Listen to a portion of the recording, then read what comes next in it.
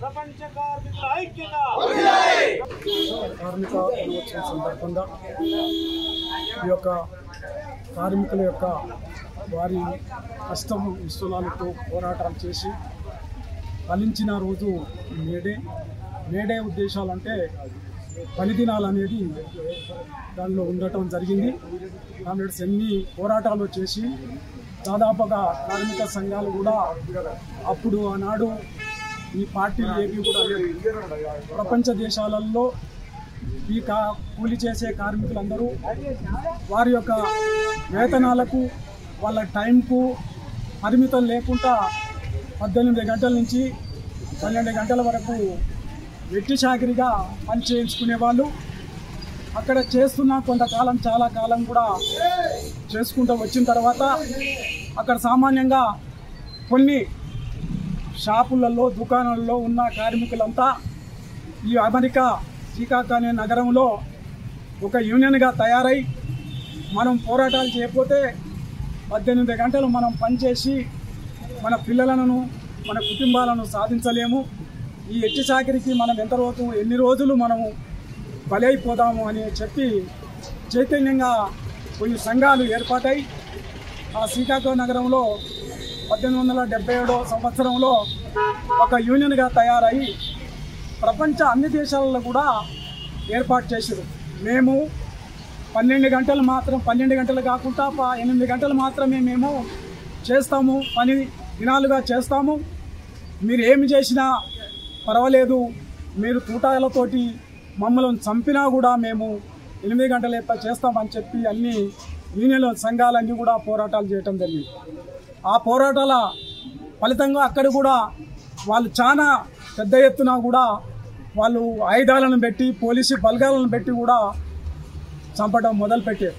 అక్కడ జరిగిన దాంట్లో అక్కడ నేల కొరిగిన కార్మిక సంఘాలలో ఆ నెత్తుర్లోకి వెళ్ళి ఎర్ర బుడ్డను తీసి ఎర్ర జెండగా దాన్ని మోసుకుంటూ అన్ని ప్రజా సంఘాలు వాళ్ళ హక్కుల కోసం పోరాటం చేసిన తర్వాత అప్పుడు యజమాన్యం మధ్యన ఈ కార్మికుల మధ్యన చర్చలకు వచ్చి మేము 8 గంటలే మాత్రం చేస్తామని 18 గంటలు చేయమని వాళ్ళంటే మేము చేయమని చెప్పి వాళ్ళు కోరుకున్న రోజు ఈ యొక్క మేడే 1వ రోజున వాళ్ళ ఫలితాలు వాళ్ళ కష్టాలు ఫలించి వచ్చిన రోజు.